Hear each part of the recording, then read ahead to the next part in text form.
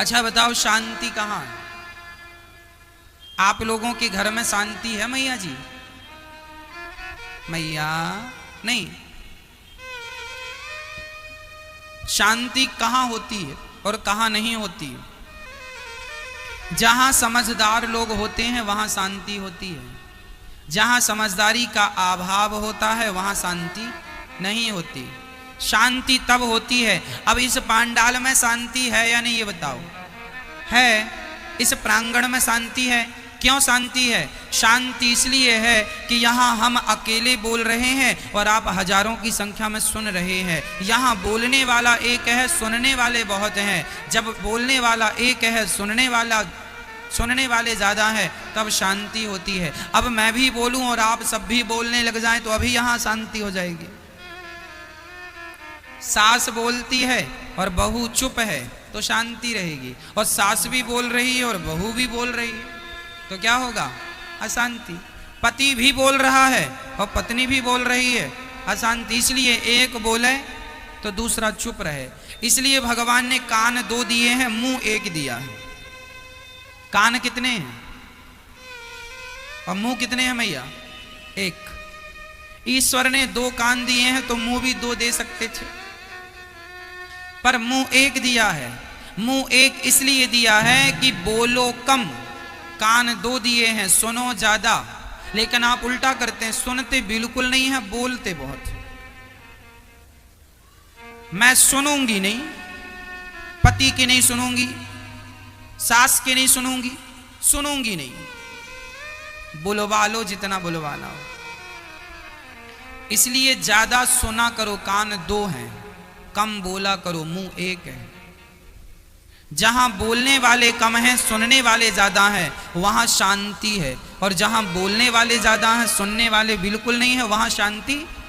इसलिए शांति बनाना हो तो कहने वालों को कहने दो, आप सुनने की आदत बनाओ। और हम तो आपसे कहा करते हैं कि आप लोग भी अपने गृहस्थी में, रिश्तों में जरा सुन लिया करो।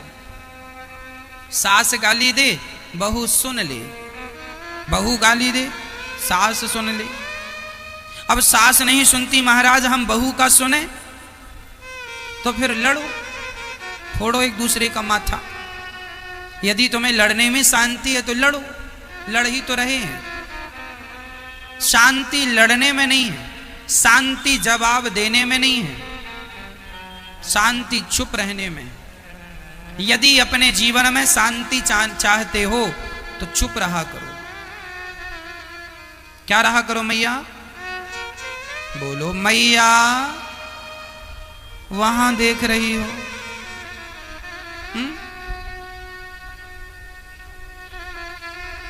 अच्छा बताओ, कोई गाली दे तो आपको चुप रहना चाहिए कि नहीं? कि गाली आप भी दे देंगे? यदि सामने वाले ने आपको गाली दी और आपने भी गाली ही दे दी तो फिर उनमें और आप में अंतर क्या रहा? इसलिए हमें गाली नहीं देना, चुप रहना। मौन सबसे अच्छा, मौन व्रत सर्वश्रेष्ठ व्रत है। आप लोग बहुत सारे व्रत करते हो, उनमें से एक आध व्रत डिलीट कर दो, मतलब मत करो, और उसकी जगह मौन व्रत चालू कर दो। एक गुरुजी के दो चेले थे। अब जरा सुनना, वो चेले कोई और नहीं, आप लोग ही हैं, चेली और चेला। सुनो, एक गुरुजी के दो चेले थे। एक सवेरे 8 बजे उठता था सो के, एक सवेरे 4 बजे उठ जाता था। अब बताओ कौन सा अच्छा है? जो 4 बजे उठता है। अब सुनो, जो सवेरे 4 बजे उठ जाता था वह उठकर नहाकर गुरुजी के पास चला जाता और कहता, गुरुजी देखो मैं तो नहा लिया, वो अभी तक सो रहा। देखो गुरुजी मैं तो नहा लिया, वो अभी तक सो रहा। वो तो पढ़ता लिखता बिल्कुल नहीं, सोती रहता। और वो जो 8 बजे उठता था वह उठे और उठते ही नहा धोकर अपने काम में लग जाए। वह कोई मतलब नहीं रखता था कि कौन कितने बजे सो रहा, कितने बजे जाग रहा, और वो अपना ध्यान करता, भजन करता, पढ़ता लिखता मन लगा के। और ये सवेरे रोज 4 बजे उठ जाता और गुरुजी के पास जाता, गुरुजी देखो वो फिर सो रहा, उठा नहीं, ऐसा है वैसा है। गुरुजी बोले, बेटा एक काम कर, तू भी सोया कर। क्यों? तेरे से अच्छा है वो। क्यों गुरुजी वो लेट उठता है? अरे लेट उठता है ये उसमें कमी है, लेकिन तू सवेरे 4 बजे से उठ तो जाता है, लेकिन उठकर करता क्या है? केवल बुराई करता है। तू ना अपना कल्याण कर रहा है, ना पढ़ रहा है, ना लिख रहा है, ना अपने बारे में कुछ अच्छा सोच रहा। उसकी 2-2 घंटे तू बुराई करता है। इससे अच्छा है कि बुराई करने से पाप लगता है तो दिन में सोने से भी पाप लगता है, तो सो की पाप कमा, बुराई करके पाप ना कमा। इसका अर्थ ये बिल्कुल नहीं है कि आप सवेरे जल्दी ना उठें। सवेरे जल्दी उठना चाहिए, लेकिन उठकर आप यदि दूसरों की निंदा ही कर रहे हैं तो क्या आपका उठना सार्थक हुआ? मैया जी बताओ।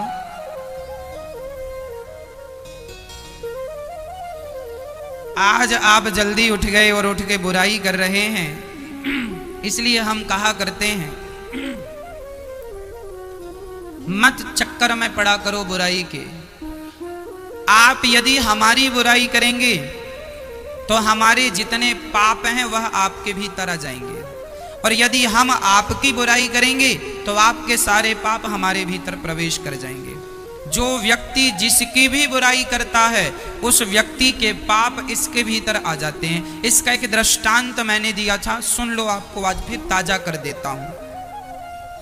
एक राजा ने ब्राह्मणों को भोजन पर बुलाया। सारे ब्राह्मणों का भोजन खुले में बन रहा था, बिल्कुल खुले मैदान में। ऊपर से एक बाज नाम का पक्षी सांप को लिए जा रहा था। सांप को ऊपर से लेकर जा रहा था। अचानक सांप के मुंह से जहर निकला और वो जहर जाकर खीर में गिर गया।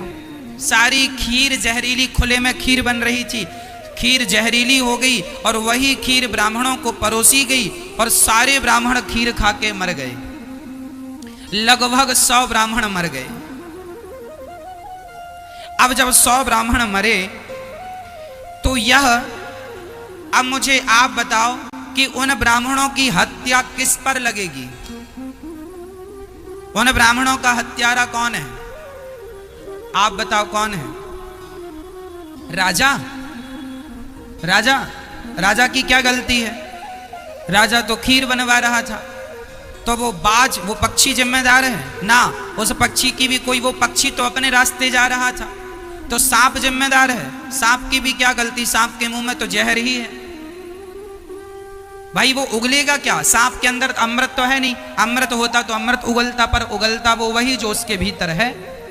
तो गलती सांप की भी नहीं है, गलती पक्षी की भी नहीं है, गलती खीर बनाने वाली की भी नहीं, और गलती राजा की भी नहीं। और 100 ब्राह्मण मर गए। अब बताओ 100 ब्राह्मणों की हत्या किसके माथे जाएगी?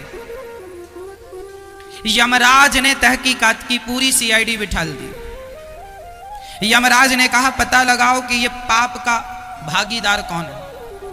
यमदूत जा जा के खूब छानबीन करने लगे, किसे हत्यारा कह दूं। 100 ब्राह्मणों की हत्या हुई है, 100 ब्राह्मणों के हत्या का पाप किसकी खोपड़ी पे जाएगा?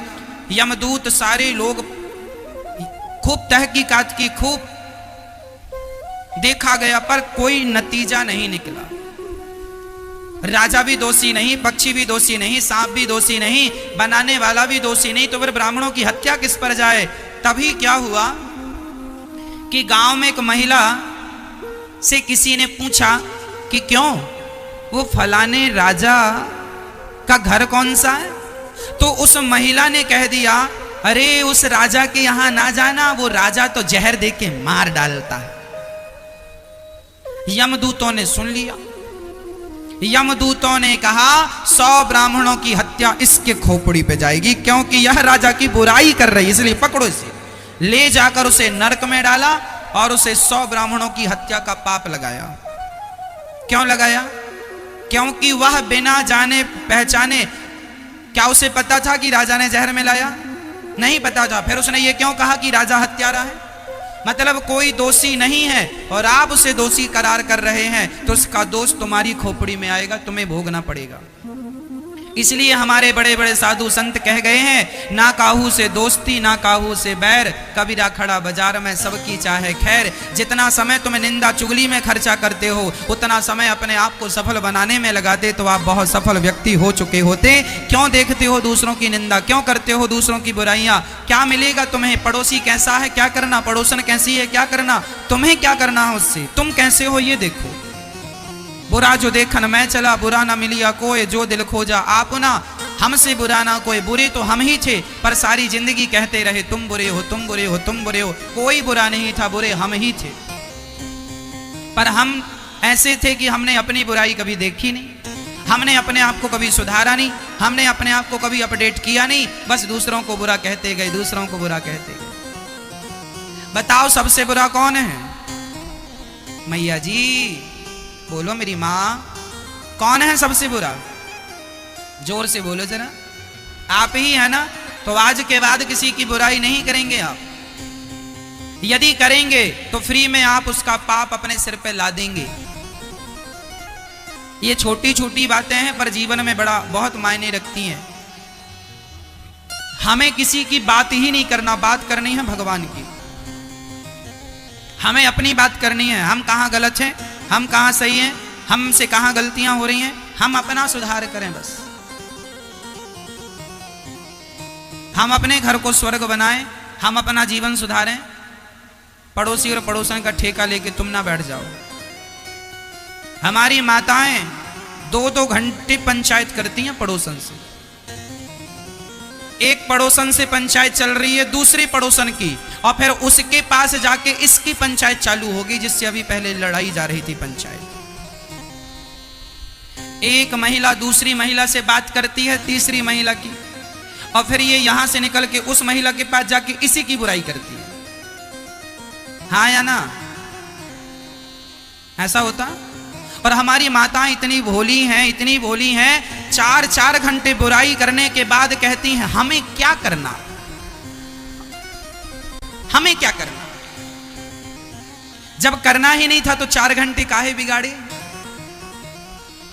काहे बिगाड़े 4 घंटे? कौन देगा हिसाब 4 घंटों का? मैं ऐसे ही होता ना, 4 घंटे तक बुराई की, ऐसी है वैसी है, ये है वो है, और फिर हमें क्या करना। तो फिर करना नहीं था तो क्यों 4 घंटे तक पंचायत करते रहे? नारद जी कहते हैं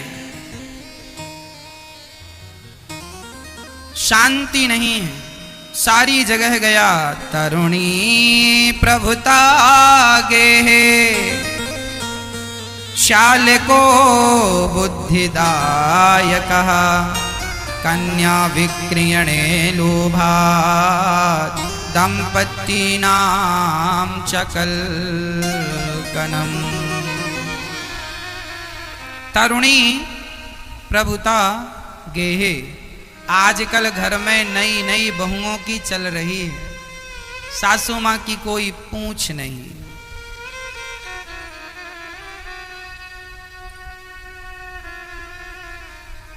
आप लोगों की पूछ है कि नहीं?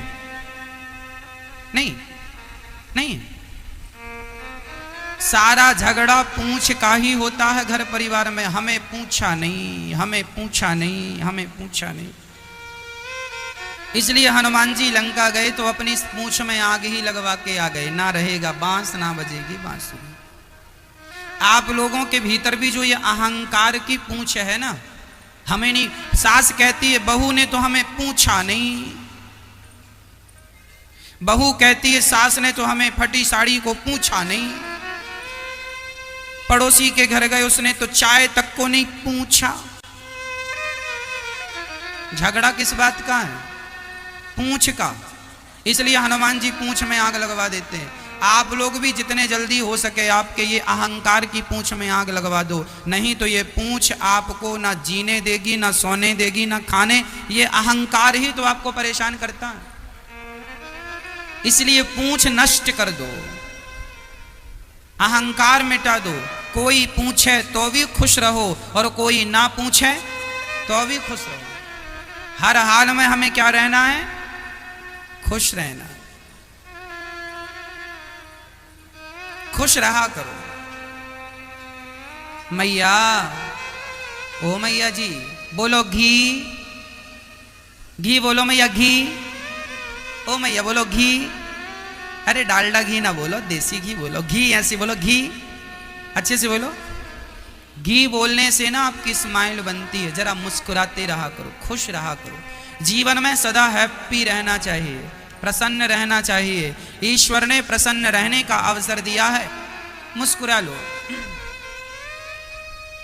एक बार क्या हुआ, एक पति पत्नी के घर में आ गए मेहमान, और मेहमान ऐसे आए कि जाने का नाम ही ना लें। अच्छा, कई बार मेहमान ऐसे आ जाते हैं जाती नहीं।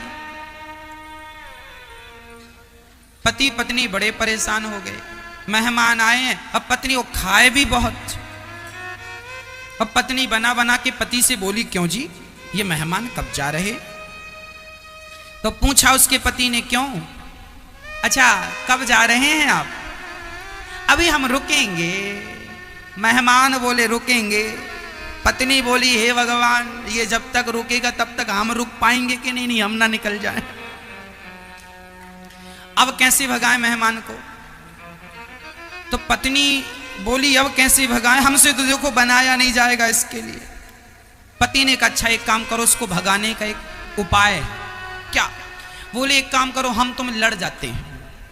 पत्नी ने कहा, हमने आपसे कभी लड़ाई की नहीं। अरे पगली, झूठी लड़ाई, झूठ मूठ का। एक काम करो, आज भोजन ना बनाओ, झूठ मूठ का लड़ते हैं। अच्छा ठीक है। अब पत्नी और पति में अंदर झूठ मूठ की लड़ाई चालू हो गई। सुनो जी, आज हम भोजन नहीं बनाएंगे। पति बोला, मत बनाओ, हम तुम्हारे हाथ का खाएंगे नहीं। हाँ, और ताली वाली ऐसे बजाने लगा ताकि लगे कि गाल में थप्पड़ पड़ रहे हैं। खूब लड़ाई हुई, उसने इनको कहा, इसने उनको कहा, पति पत्नी की खूब तू मैं हुई। मेहमान को लगा, हे भगवान, आज तो कुछ बनेगा नहीं, इनकी लड़ाई हो गई, अब हम रहें तो रहें कैसे, खाने को तो मिलेगा नहीं। मेहमान बोले चले। तो मेहमान ने बाहर से कहा, अच्छा भैया आप लोग लड़ो, हम जा रहे हैं, राम राम। मेहमान बाहर के बाहर निकल गए, और जब मेहमान चले गए तो पति बोला पत्नी से, अब काहे को रोती हो, हम तो झूठ मूठ का कह रहे थे। तो पत्नी ने आंसू पोंछते हुए कहा, हाँ हम भी तो झूठ मूठ का रो रहे हैं, कोई सच्ची थोड़ी रो रहे हैं। तब तक मेहमान आ गए, हम भी तो झूठ मूठ के गए थे, सच्ची थोड़ी गए थे। मेहमान फिर आ गए। तो ऐसे कई बार काम नहीं बनता।